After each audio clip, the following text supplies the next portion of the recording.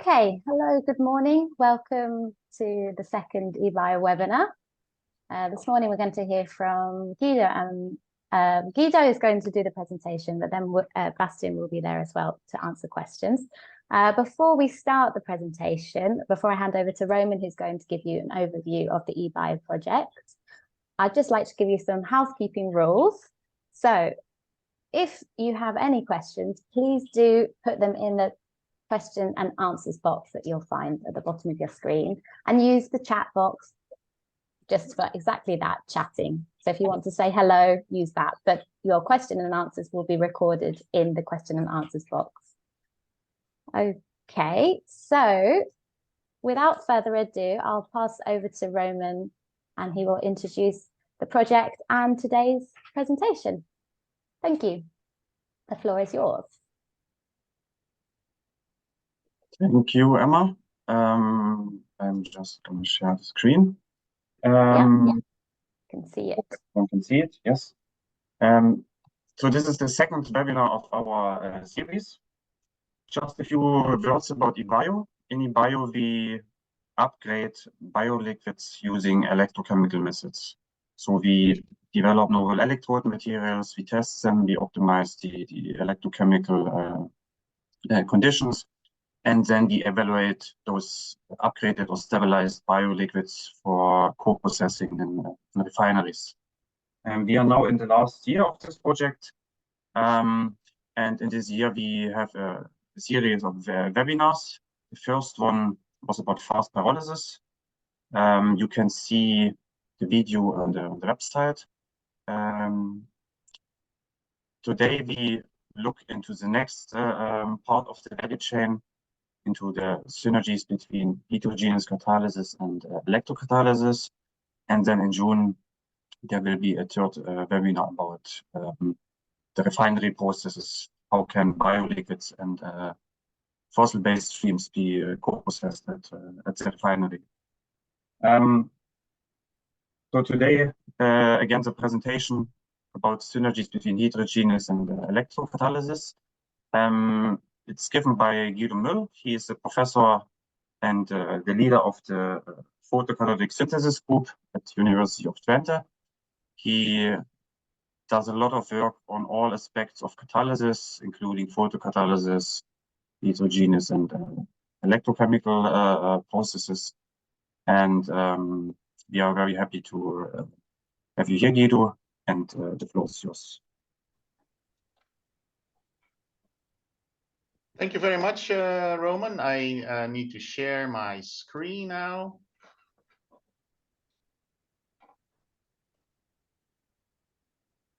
Is this visible?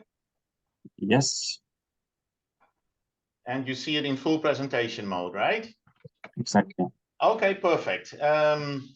Yeah, so welcome everybody. On behalf of Bastian Mai and a few PhD students who I'll mention the names when the lecture is over, I'd like to present you results that we have gathered in the framework of the EBIO consortium.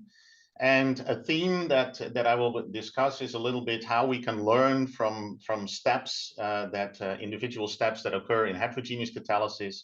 What again we can learn in electrocatalysis, where there are some similarities, but I will really focus on the substrate specificity, because bio-oils are complex mixtures of multiple compounds, and what we need to understand is which of the substrate molecules preferentially react on surfaces, and that has to do a lot with sorption processes, of course.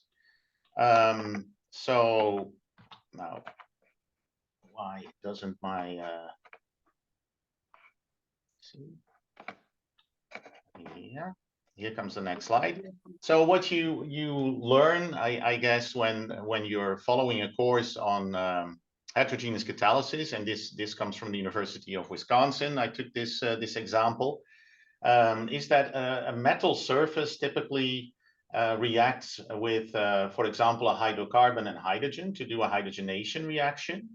And there's multiple steps that we distinguish in heterogeneous catalysis, which is first adsorption of the reactants. So what you see here in the left cartoon is basically a nickel surface where hydrogen gets adsorbed and activate it, which we call dissociative adsorption. And then we're left with hydrogen atoms here on the surface. Then the second molecule also has to adsorb on the surface, and basically then surface mediated reactions. The surface reaction, that step C, occurs, in which in this case the double bond of the ethylene molecule is hydrogenated, and finally ethane is formed and needs to desorb as a product from this particular surface. So those steps, adsorption, surface reaction, and desorption, are very common in heterogeneous catalysis. And so they are in electrocatalysis. So if you want to drive an electrochemical process. So here is an example where still the same steps are indicated, right? Dissociative adsorption of hydrogen, adsorption of the substrate. In this case, this is CO2. Then there is surface reaction and product desorption. In this case, this is formate, and that needs to desorb from the surface. Now, this I took from recent work that we published in ACS Catalysis, where actually palladium is the active metal. This is quite a complicated metal in the sense that different crystalline phases of palladium exist. But besides hydrogen that can be activated catalytically, according to the process I just explained on slide 2, we now can also have electrochemical activation of protons with an electron, which also gives these hydrogen atoms in this particular, or on the surface of this particular palladium particle, which is then necessary to convert CO2 into formate. So what I just want to indicate with this example is, right, that in catalysis we adsorb hydrogen, activate it, and use it to reduce species. In electrocatalysis, we use protons and electrons to basically create the same surface intermediate, namely a hydride or a hydrogen on the surface of these metals, and then they react with different substrates. So the other analogy between catalysis and electrocatalysis is that we like to understand how actually an electrode or a catalytic particle is engaging with reactants and establishing the conversions. And for structure performance correlations, we typically use X-ray technologies and microscopy. But to further understand surface adsorption and reaction modes, we can use infrared spectroscopy and Raman spectroscopy very well. So there is a lot of literature available in the field of heterogeneous catalysis, but also in electrocatalysis, where infrared and Raman spectroscopy are used to elucidate surface chemical processes. Just to give you an example of the methodology in infrared that is very useful for liquid phase processes, right? Heterogeneous catalysis can typically be distinguishing liquid phase processes and gas phase processes at elevated temperatures. Of course, electrocatalysis is mainly performed in the liquid phase, so we need to understand surface adsorption phenomena in a liquid. And then this attenuated total reflections methodology, which is a way to collect infrared spectra on surfaces in the presence of a liquid, is very useful. And it's based on essentially a crystal from which infrared light is projected in this particular fashion. There is bounces of light, right? The light bounces through the crystal. And every time the light actually hits the interface with the crystal and the liquid sample that is on top, and that is illustrated here, there is an evanescent waves which picks up essentially spectroscopic information about the composition of this particular liquid. And then, of course, in the end, the light is sent to a detector for analyses. Yeah, and the other spectroscopy that is very useful is Raman spectroscopy, and to show you some combination of both. So here you see ATR, infrared spectra of electrochemical reduction of CO2. And here you see the same reaction on copper surfaces, but now analyzed with Raman spectroscopy. So you see here on the left that the wave numbers that are accessible with infrared are typically between 1200 and 1700. And here you see the same wave number scale, but now for Raman, which is typically below 600, 300 to 600, where very nice spectroscopic information can also be gathered. So what can we, for example, see here in infrared spectroscopy? We see the interchange of carbonate and bicarbonate species. So this is typically the bicarbonate, and this is the carbonate position. And by understanding the equilibrium between bicarbonate and carbonate, we can deduce pH and local pH changes near the surface of these copper electrodes. And essentially what you see here, the surface pH is very strongly potential dependent, right? So here you see actually the band rising of the bicarbonate. So the less negative you are in potential, the less basic the solution essentially becomes.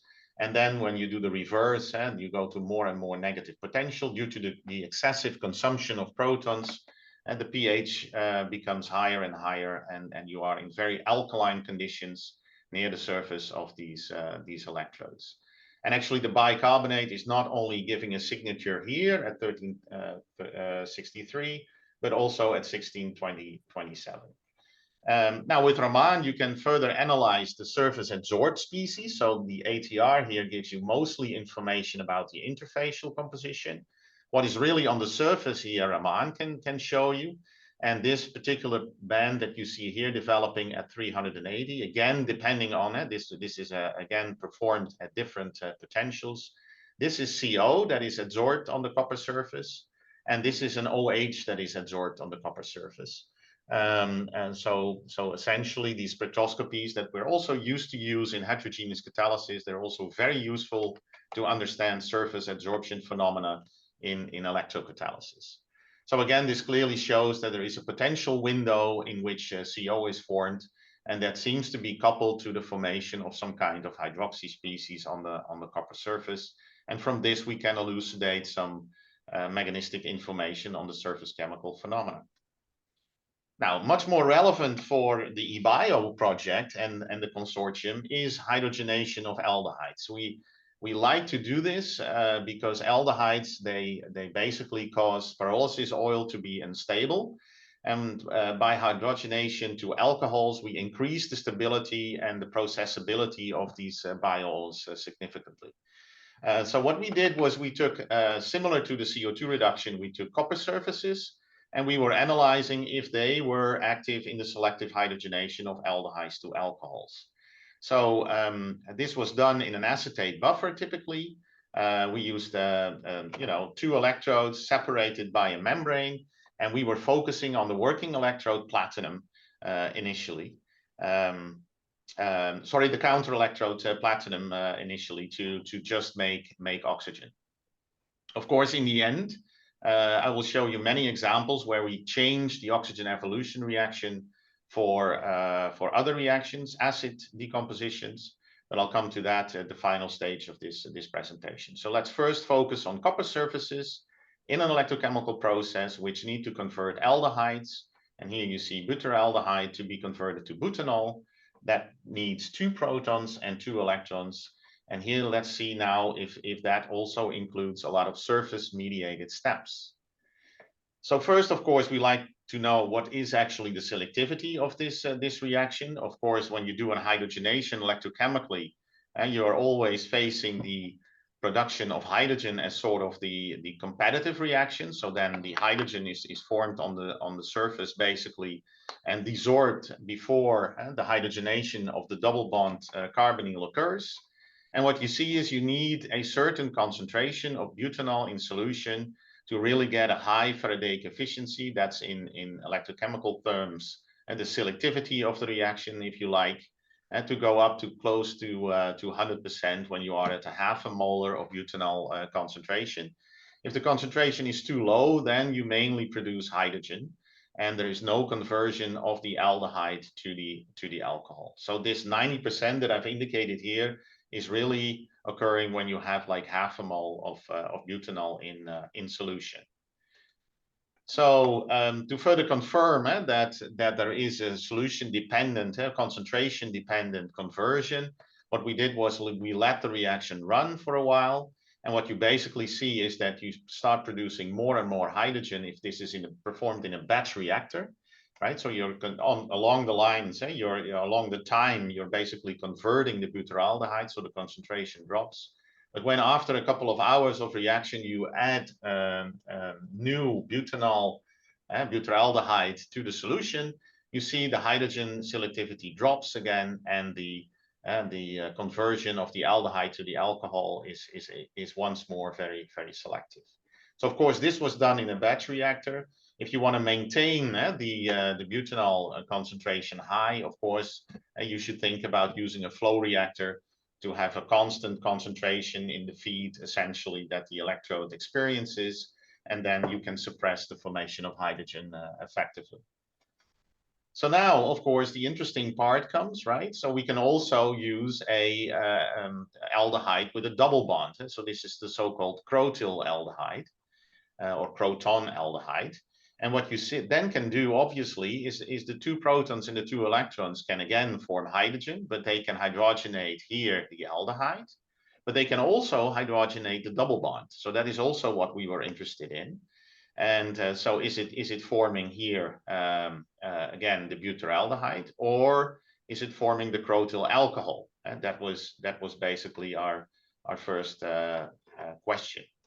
So if you take these copper surfaces, and here I show you the selectivity once more of the butyraldehyde, and here you see the selectivity of the crotyl aldehyde that goes very selectively above 70% to the crotyl alcohol, and only butanol, so that's the product of this reaction, the hydrogenation of the double bond, and that's a minority of the hydrogen that is consumed to basically form butanol. So that's of course interesting to know, and probably this has to do, of course, with adsorption modes of basically the crotyl aldehyde on the surface of the copper electrode. But we took it one step further, and that is to make it a little more complicated still, was to take a mixture of this and this. So a molecule, a substrate with a double bond and without a double bond. And we asked ourselves the question, is there also substrate specificity? Is one of these molecules reacting preferably over the other, or isn't that the case? And then when we look at the product distribution, so here you see now half a molar of each.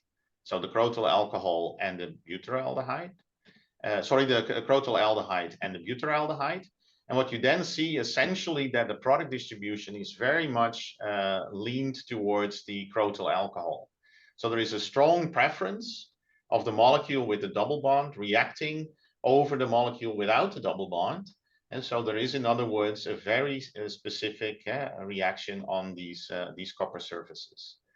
So of course, then we learn from heterogeneous catalysis, what can we do to understand all this surface chemistry? Is again, go to spectroscopies like Raman spectroscopy.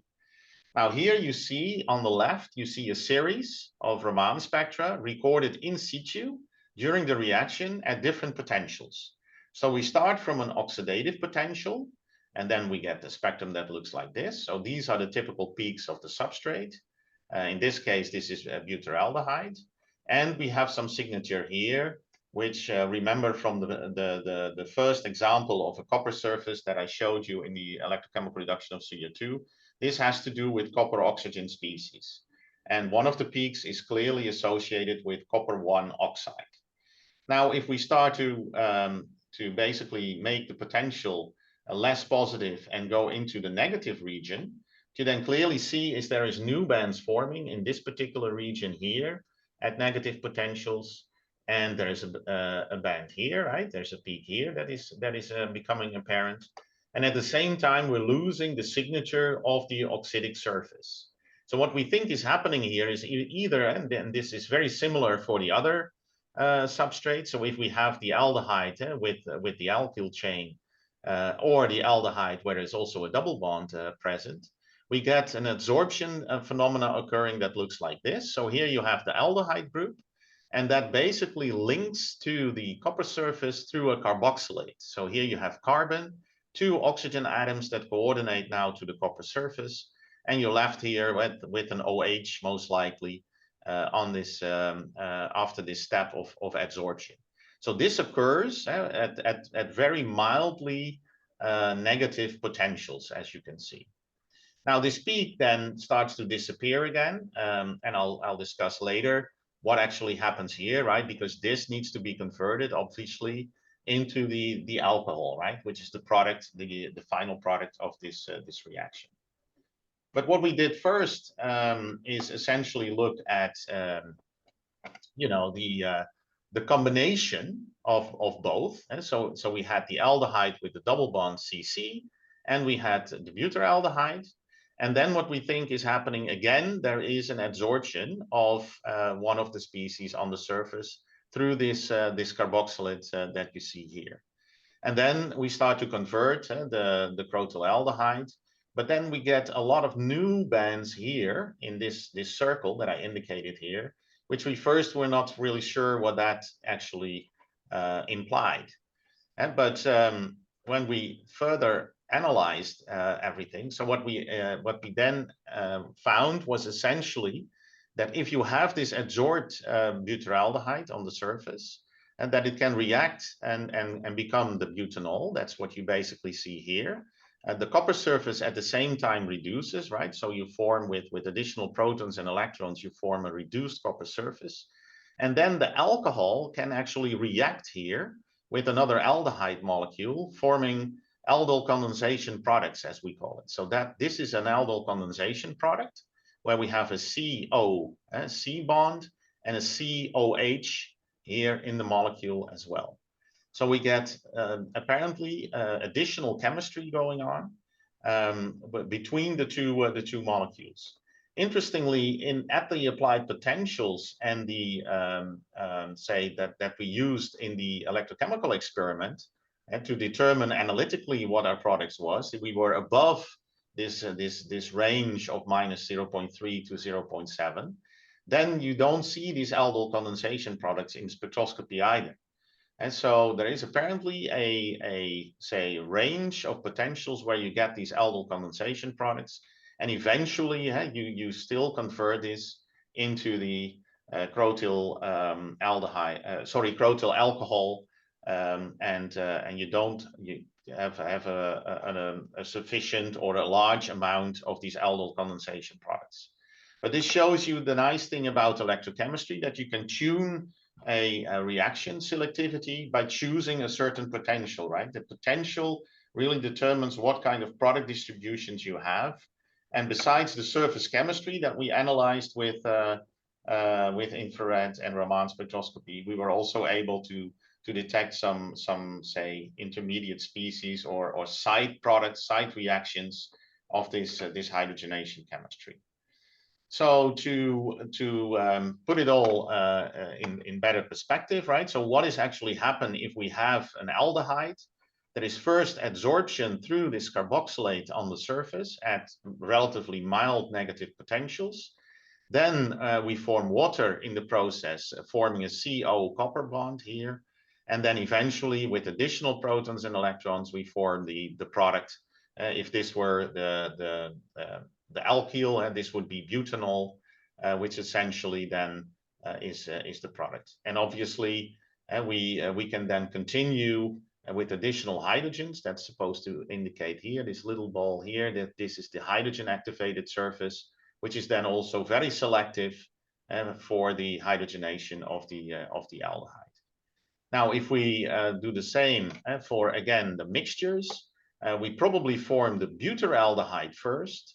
We adsorb that first, we form the butoxide here, and then we have the reaction with the crotonaldehyde at potential windows, as I just showed, that are suitable for aldol condensation products. If not, and the surface is fully reduced and contains hydrogen atoms, and then we just go to a high selectivity of the alcohol again, also for crotyl alcohol. And then essentially the butyraldehyde is blocked from the surface, and this is preferably the crotyl substrate that forms this alkoxide. So the conclusions. So we've learned a lot from basically these surface mediated reactions. And copper electrodes can convert butanol into butanol with high Faraday efficiencies. Copper electrodes selectively convert the crotonaldehyde to crotyl alcohol, also with high Faraday efficiencies. So this is not even taking the double bond hydrogenation into account. This is really the hydrogenation of the carbonyl group. And on oxidized surfaces, we found that carboxylate formation, so remember this carbon with 2 oxygens down, is observed, and this gets reduced and converted to butanol. on the course of a cyclic voltammogram when you move to more negative potentials. And then eventually you form also aldo condensation products in mixtures, but that's only in a very well-defined potential range. And if not, then you also have very selective formation of crotyl alcohol. So I hope this is a very nice example of reactions that are relevant for the EBIO consortium to upgrade pyrolysis oil by hydrogenation of aldehydes. And we now understand much better what the surface chemistry really is occurring on these copper cathodes when you're driving this reaction. In particularly in the startup phase when we're converting the oxygen shell around these copper electrodes into the active copper metal phase, which is able to form these hydrogenation products very selectively. Okay, I mentioned that we first started by just using as a counter electrode platinum electrodes. But another reaction that is very interesting for the EBIO consortium is decarboxylation of acids. And so that can also be done anolically. So rather than producing oxygen, which is indeed the competing reaction, what we can also do is so-called cold oxidation of acetic acid. And this is a very old reaction, and this was invented already decades ago. But essentially what happens is that acetic acid probably first needs to form acetate. The acetate is then further reduced by liberating CO2. You form this particular radical first, right? So this radical basically releases CO2, leaving a methyl radical.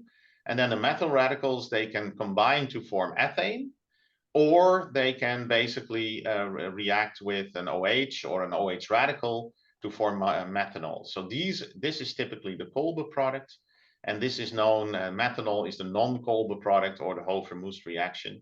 So the electrode surface that you use can determine to a large extent whether you go this way or whether you go into the methanol formation pathway.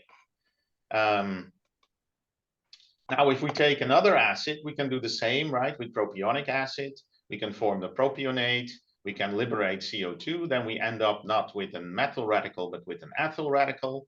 We can combine the two radicals to form butane, which would be then the cold product.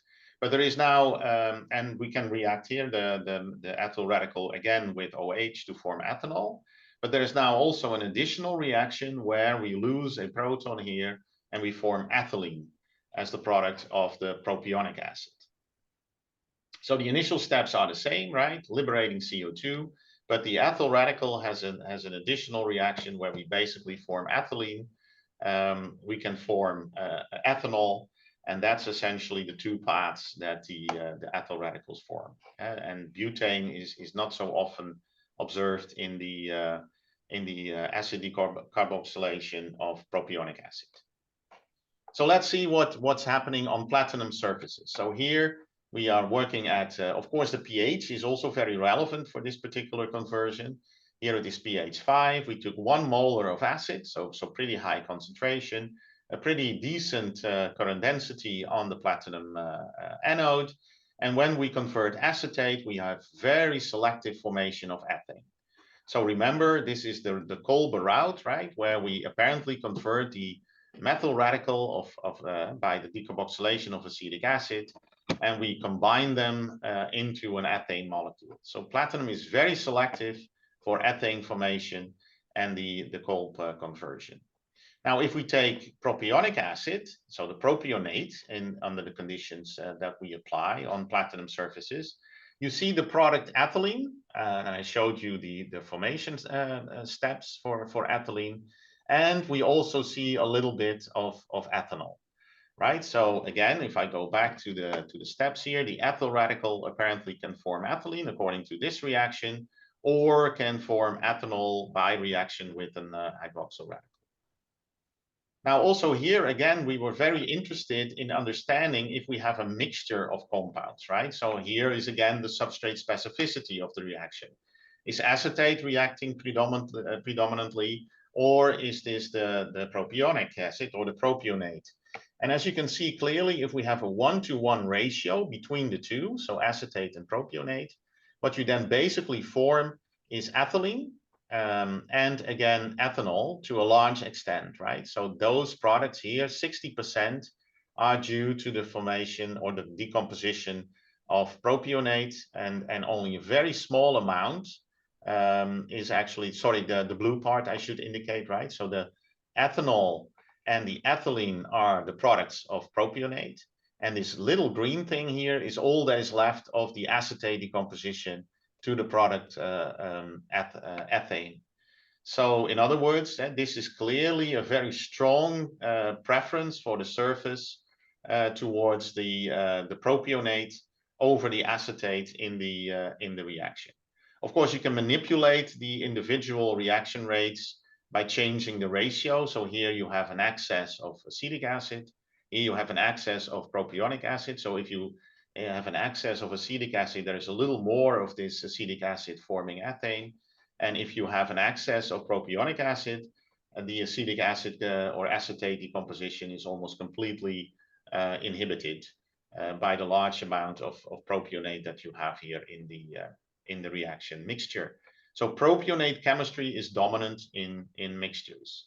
So why is this? Now, of course, we can again resort ourselves to knowledge from heterogeneous catalysis and think about the adsorption processes. Now, spectroscopy is a little complicated in these particular mixtures and under these process conditions. But what you can do is also make use of electrochemistry to resolve if there is species adsorbed on the surface of, in this case, platinum, by looking at the platinum hydrogen profile in the cyclic voltammogram. So here you see the two peaks of hydrogen adsorption, and here you see the same two peaks of the desorption steps. And what you can clearly see, indicated by this arrow here, is that if we start from propionate or if we start from acetate, acetate is the black and propionate is the red curve here. And what you basically can see, there is less hydrogen adsorbing and also desorbing from the platinum surface, which clearly indicates that there is a stronger adsorption of propionate on the surface than of acetate. And this is in agreement with the substrate specificity that we observe in this particular reaction. So of course, again, that's something we also do in heterogeneous catalysis. We can make isotherms from this. I don't have the time to go into a lot of detail, but this further confirms quantitatively that propionate adsorbs more stronger than acetate. There is also another acid here. This is basically the blue curve here. This is C6. And you see that the longer the alkyl chain and the more stronger the deprotonated acid, so the carboxylate adsorbs on these platinum surfaces. Here the hydrogen profile is completely eliminated from the cyclic voltammogram. Okay, another nice thing that you can ask yourself then is, can we maybe manipulate this surface adsorption by briefly making the anode for a short period of time a little bit cathodic? So here you see a rather complicated curve, but let me guide you through this. So this is the cathodic time in a square wave kind of experiment. So we varied this on the millisecond time scale, and this is the fixed anodic time that we fixed to 200 milliseconds, and we fixed here the current density at 250 milliamps per square centimeter, and we fixed here the cathodic current to -1 milliamps per square centimeter. But again, we varied in terms of milliseconds and the cathodic time that we exposed the system to, essentially. And what you then basically see is that, of course, the conversion goes down, because during the cathodic period in the electrochemistry, we're not converting any acid, we're not doing any decarboxylation. So the conversion drops. But what is more interesting to show is essentially, that's the red here, that is the conversion. And the black here is the ratio of ethylene versus ethane. Remember, the ethylene is the product of the propionate, and the ethane is the product of the acetate decarboxylation. And what you notice is that the ratio of the propionate conversion versus the acetate conversion is actually going up. So we're, by these cathodic pulses, we're further favoring the conversion of the propionate over the acetate. And at the same time, what we see is we pay a penalty, increasing this substrate specificity of the process, because we're losing a little bit of the electrons to the oxygen evolution reaction, which amounts up to about 20 to 25%. If we do this, essentially, this is also understandable, because during the cathodic pulse, we induce desorption of the acetates or propionate, opening up availability for water to basically react and form oxygen. And the preference of propionate absorbing is again clear from this trend, because essentially when we open up sites, the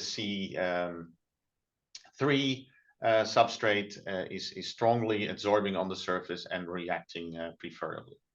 So cathodic pulses increase the product composition towards the most strongly absorbing compound, and this is in this case the propionate over the acetate.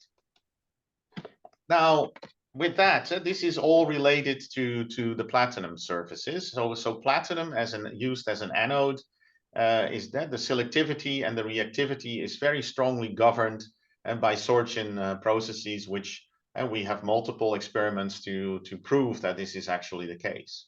Now, another nice electrode material that we are essentially developing in EBIO is BDD. Now, I noticed that I'm running out of time, but what we basically do is the same kind of reaction. So we take here acetate, and then we understand that mostly this is interfacial chemistry that is taking place, radical chemistry, rather than surface chemistry, where water is essentially forming hydroxyl radicals, and the hydroxyl radicals at the interface can react with, in this case, the propionate. The propionate forms a radical once more, and it gives eventually either ethanol or ethylene, right? So then here already there is the indication. If you have adsorption processes occurring, you should get an electrochemical signal here somewhere between 2 and 3 volts, which we do not. And then, of course, the question is, what actually is the product distribution, right, of here, in this case, acid decarboxylation reactions? So what you see here is, again, the propionic acid. So we get the ethylene. Remember, this was one of the routes of the propionic acid decomposition. And we get the ethanol, which is essentially the other one.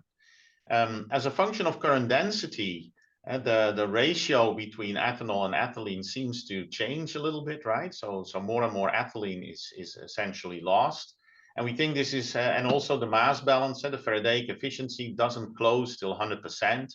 So we think there is some reactions, some over-oxidation to additional products such as CO2.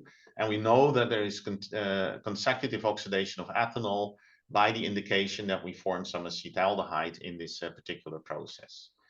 Now, this is all work done by Talal Ashraf, who is also a PhD student in the EBIO consortium.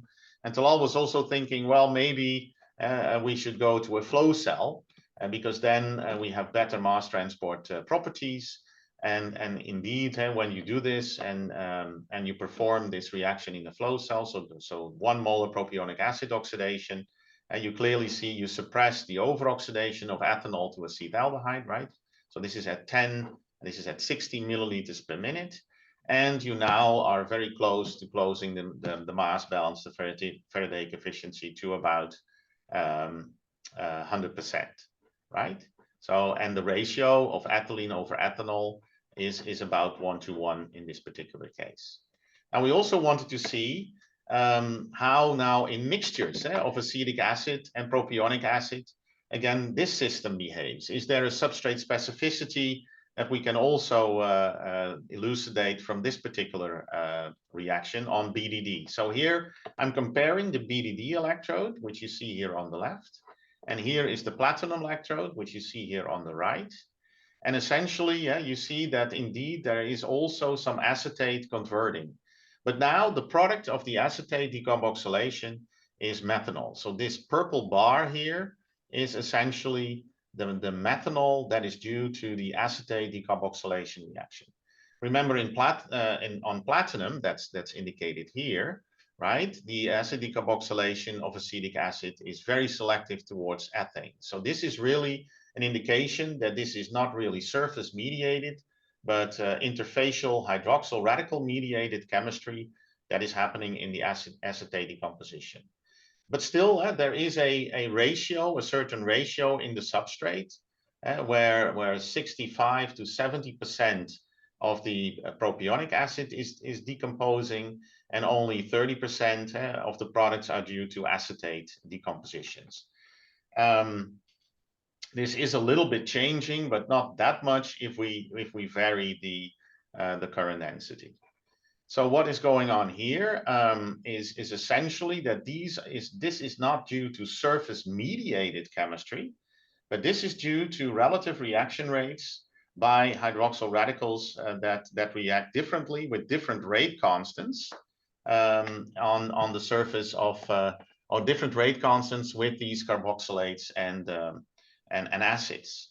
And so there is a very clear distinction that one can make, and that platinum electrodes are surface mediated chemistry takes place. Acid decarboxylation occurs via surface catalysis. And again, we have multiple ways of evidence that this is indeed the case. So remember the pulsed experiment and the hydrogen adsorption experiments that I showed you. And for BDD electrodes, and this doesn't synchronize with catalysis very well. This is all solution chemistry, interfacial solution chemistry induced by hydroxyl radicals. And again, we have some other evidence to show that this is indeed the case. So here it's surface adsorption constants that are very relevant to determine the substrate specificity. Here it's the rate constants of the substrates with the OH radicals, which determine the ratio of reactivity of one substrate molecule over the other. And with this, I think my time is up. I'd like to thank you. I hope you have enjoyed what I explained to you. I think it's very exciting science. And again, some of the electrochemical processes within EBIO are very much strongly tied to what you can observe on heterogeneous catalytic surfaces. Others are not, as this is the BDD mediated chemistry. Here you see all the partners, and I didn't put their names on here, but I really need to thank Margot Noordkamp, Lineker Souza, and Talal Asraf for all the work they've done, because essentially these were the PhD students that I showed you many of the data out of their thesis. For Talal, the thesis is still to come, but for Margot and Lineker, they are available. Thank you very much. Thank you, Guido. That was really interesting. And we have a few questions here. So I'll start with the first one. It says, I'll read it to you. Excuse me, I'm not technical. Why was CO electrode tested for aldehyde to alcohol conversion? Or was only Cu electrode tested? Yeah, so essentially we took copper surfaces. This was based on literature that is available also on these aldehyde hydrogenation reactions. But there was some contradictory results essentially on if you would have mixtures of aldehydes, which of the two would react preferentially. So we wanted to figure this out in more detail. And we had a lot of experience with Raman spectroscopy and copper surfaces already. We make use of the so-called surface enhanced Raman effect. And therefore you get very strong signals of already little quantities of species that are adsorbed on the surface. So you can get very detailed information on what is happening. So the copper was chosen on the one hand because there was literature available showing that it would be an active metal or catalyst for this particular hydrogenation reaction of aldehydes. And secondly, because we could use it as a very suitable substrate for surface enhanced Raman spectroscopy.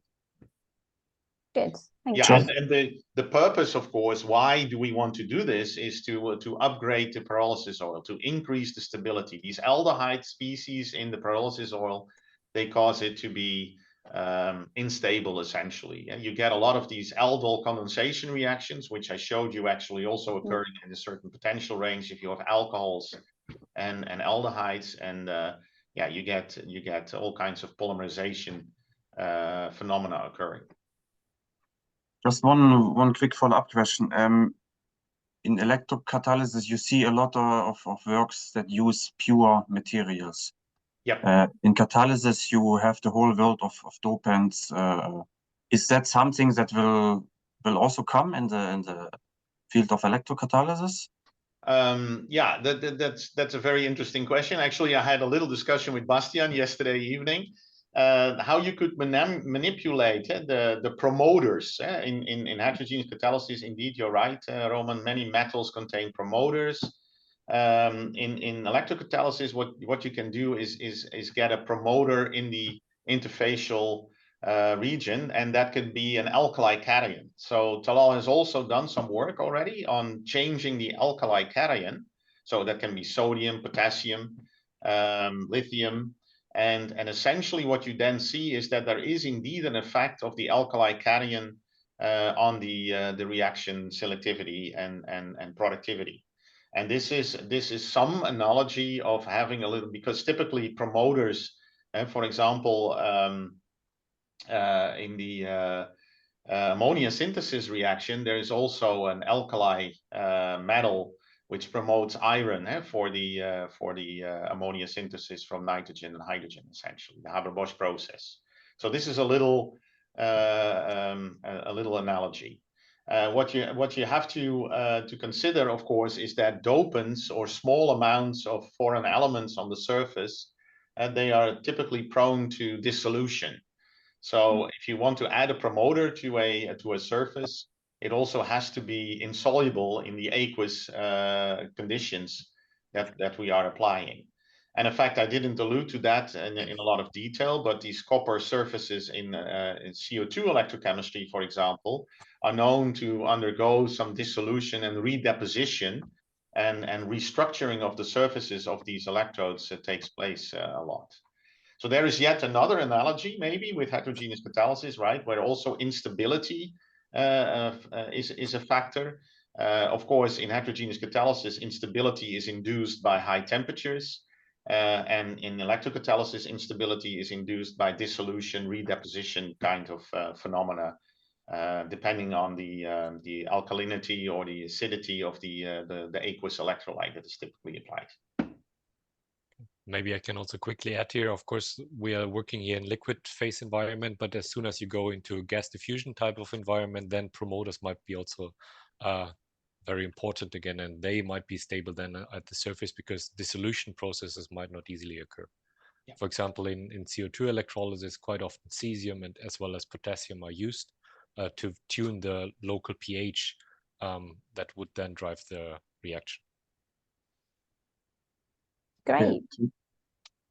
Emma, do you want to continue? There's another question here from Jen-Xing Choi. Regarding decarbonylation reactions, we lose a carbon atom as CO2. In terms of carbon efficiency and LCA, is it worth doing these kinds of reactions to form the target products? Yeah, well, yeah, we are not really as our group is not really focusing on the LCA, but the answer is that, of course, the CO2 that you liberate, you would like to do something with it, and indeed one could think of using that CO2 in a also electrochemical process and making, for example, ethylene or other value-added products out of it instead of emitting it. So that is something that we're also considering. I think it's also depending on the type of LCA that you're using here. If it's more cradle to cradle or cradle to gate approach, so basically where the CO2 is going to be emitted, or if it's going to be reused. In the overall process, I think it will be quite complicated to just easily say carbon efficiency is lower, so it's not worthwhile. I think you have to really investigate the entire process to make a suitable and reasonable LCA analysis here. It's okay, great. Thank you for that. We have two questions here from Talal, our student, PhD student. His first question is why there is an absence of coupling reactions on a platinum surface for longer chain propanoic acid. Excuse me for my terrible chemical speak. Yeah, well, I think the question is that why is the methyl, let's take acetate, right? Why are the methyl radicals combining to form ethane? And why are the ethyl radicals not combining to form butane? That's a very good question.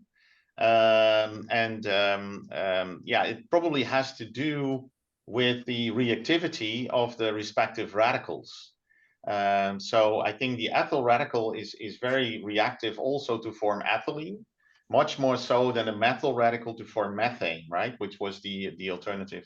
I don't know, Emma, I can't share the pathway, I think, right? Or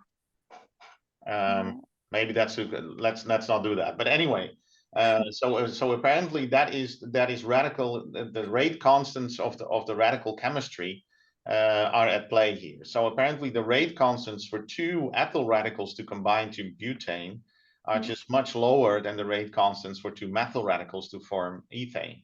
At least that's our perception.